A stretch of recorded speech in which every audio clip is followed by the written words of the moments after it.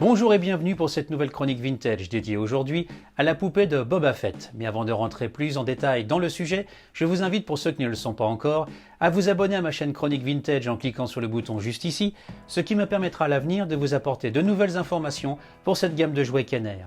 En 1980, la poupée de Boba Fett de 30 cm, précisément 33, sortira sous le label Meccano en France, en 1979 sous le label Kenner en Amérique du Nord. Maintenant, rentrons plus en détail dans la description du fameux chasseur de primes.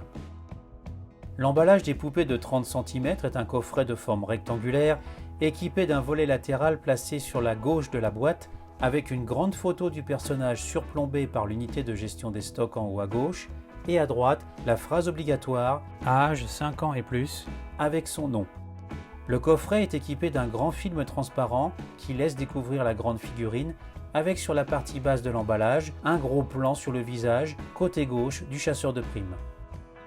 À gauche, sur le volet en dessous du logo Star Wars, on retrouve la description des fonctions de la poupée avec le logo Kenner. À l'arrière de l'emballage, 4 photos détaillent les fonctions et les accessoires de Boba Fett surplombés d'un logo Star Wars. La première photo présente un enfant avec le jouet entre les mains afin d'expliquer la fonction du viseur placé dans le casque du personnage.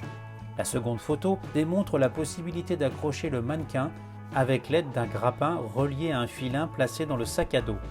On voit sur la troisième photo Boba Fett en position de tir afin d'expliquer les multiples postures que la grande figurine peut tenir grâce à ses 11 points d'articulation. La quatrième et dernière photo est une image où l'on voit Boba Fett rejoindre Darth Vader avec la mention « Darth Vader est vendu séparément ». Sur les parties latérales de l'emballage, c'est une photo du jouet et non plus un cliché tiré du film qui est imprimé des deux côtés de la boîte.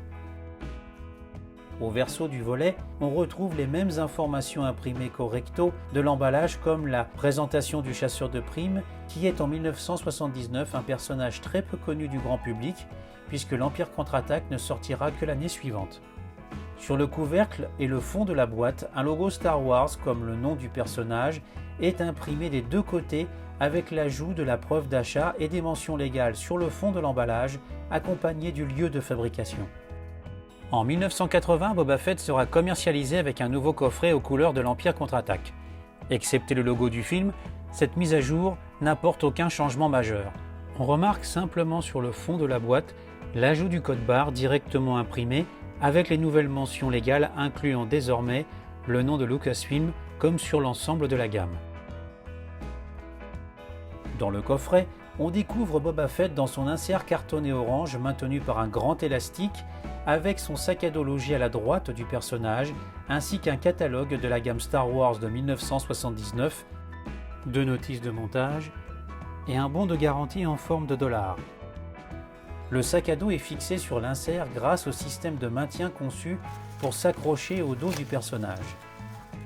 Les 2 notices inclus dans la boîte permettent de mieux comprendre l'ensemble des fonctions de la poupée.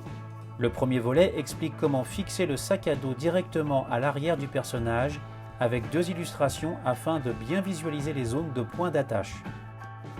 Le second volet revient sur l'ensemble des fonctions de la grande figurine avec le viseur placé dans le casque de Boba Fett, la possibilité d'accrocher le personnage avec grappin et filin, les positions multiples grâce aux articulations des membres avec la scène de l'accord entre Boba Fett et l'Empire. Au verso du feuillet, on découvre la liste de toutes les fonctions et accessoires de la grande figurine.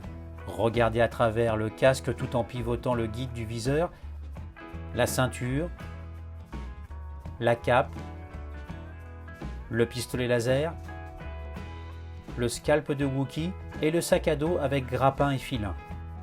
Les 3 dernières illustrations présentent le chasseur de primes sur plusieurs angles afin de rappeler les 11 points d'articulation du personnage.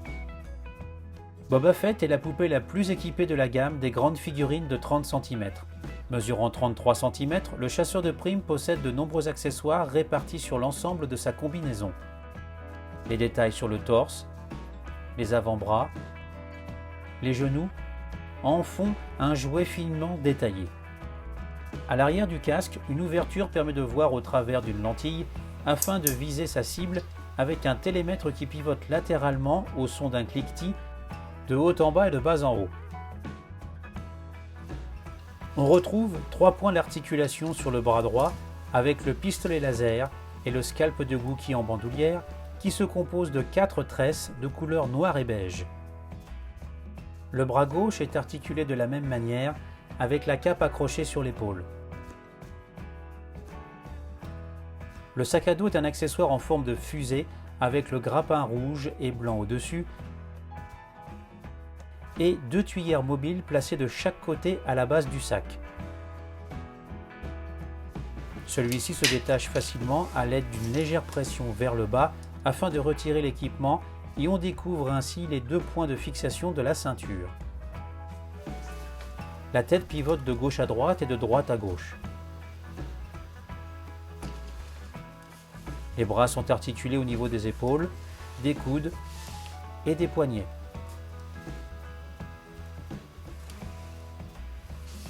Le pistolet laser se loge parfaitement dans la main droite du chasseur de primes.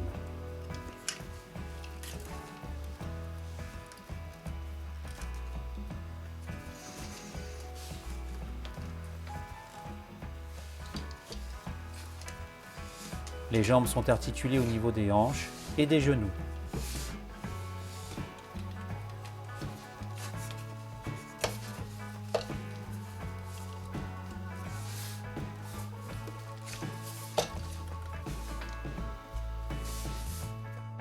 Le filin attaché au grappin est enroulé à la base du sac à dos, maintenu par un anneau, et une fois déroulé, le grappin peut s'accrocher n'importe où afin de simuler l'envol de Boba Fett à la recherche de personnes mises à prix par Jabba the Hutt.